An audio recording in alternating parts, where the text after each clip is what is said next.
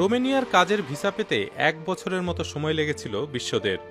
কাপাসিয়ার এক এজেন্ট এজন্য 7 লাখ টাকা নিয়েছিলেন তার কাছ থেকে। আশা করেছিলেন রোমেনিয়ায় মাসে 60,000 টাকার মতো বেতন পাবেন তিনি।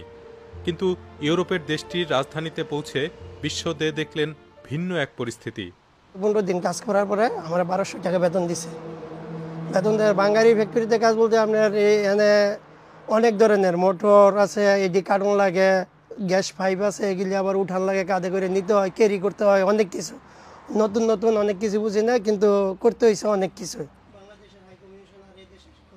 রোমেনিয়ার যে কোম্পানিতে কাজ করতে এসেছিলেন বিশ্বদে, সেটি 15 দিনের মাথায় তাকে ছাঁটাই করে দেয়। এরপর সাপ্লাই কোম্পানির মাধ্যমে আরেকটি কাজ পান তিনি।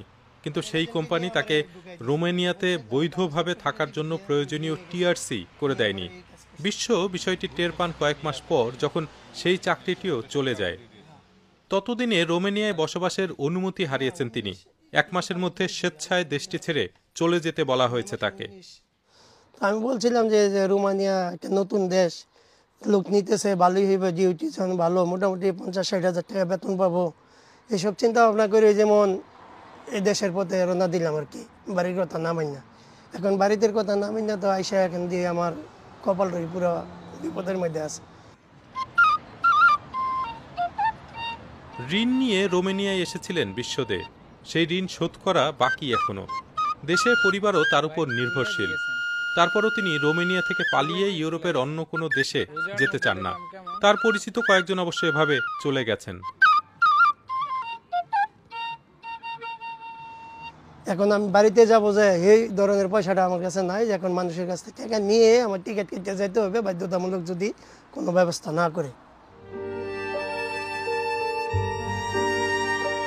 রোমেনিয়ায় আসলেও দেশটির নিয়ম কানুনের অনেক কিছুই জানতেন না বিশ্বদে। শ্রম শোষণের শিকার হলে কোথায় যাওয়া যায় জানা নেই তার। জানেন না স্বেচ্ছায় দেশে ফিরতে চাইলে যে আইওএম সহায়তা করে সেই কথাটিও। একজন মানুষের যদি সহায়তা দরকার হয় এবং তিনি যে কোনো কারণেই হোক দেশে ফিরতে চান, তাহলে তিনি আইওএম এর সঙ্গে যোগাযোগ করতে পারেন এবং পরিস্থিতির উপর নির্ভর করে আইওএম তাদেরকে কাগজপত্র সংগ্রহে সহায়তা করতে পারে। যদি তাদের কাছে পাসপোর্ট না থাকে বা কাগজপত্র না থাকে, তাহলে আইওএম তাদের জন্য টিকিটও কিনে দিতে পারে।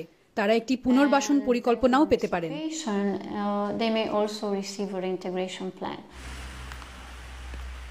বুখারেস্টে বাংলাদেশের দূতাবাসেও একটি বিশেষ শাখা চালু করা হয়েছে, যেটি রোমেনিয়াতে বাংলাদেশি শ্রমিকদের অধিকার সুরক্ষায় কাজ করে।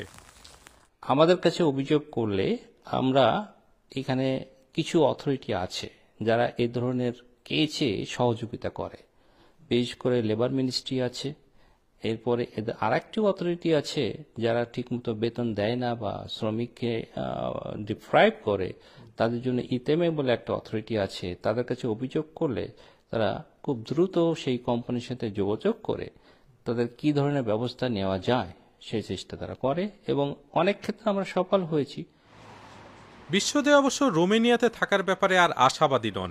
তিনি ঘরে ফিরতে চান, পাশাপাশি তার মতো অন্য বাংলাদেশিদের দিতে চান একটি বার্তা, যে আমার মতন কেউ যেন এই আইসা রোমানিয়া এইভাবে লিগেল আইসা আনলিগেল না হয়, সেটাই আর কি সবার কাছে প্রার্থনা। যেন আপনারা আসলে দেখে শুনে ভালো এজেন্ট বইরা আসবেন, গ্যারান্টি সহকারে যদি কেউ আনতে চায় তাহলে আইসেন, নাহলে ভাই আপনারা রোমানিয়ার পথে আইসেন না। অতি লোভের আশায় আসবেন, আইসেই বিপদে পড়বেন। এই কাজ কখনো ভুল করেন না ভাই, আমার মতন ভুল আর কেউ করেন না। গত 4 বছরে 35,000-এরও বেশি বাংলাদেশি নাগরিক রোমেনিয়ায় পৌঁছেছেন। তবে তাদের একটি বড় অংশই ইতিমধ্যে দেশটি ছেড়ে উন্নত জীবনের আশায় অন্যত্র চলে গেছেন।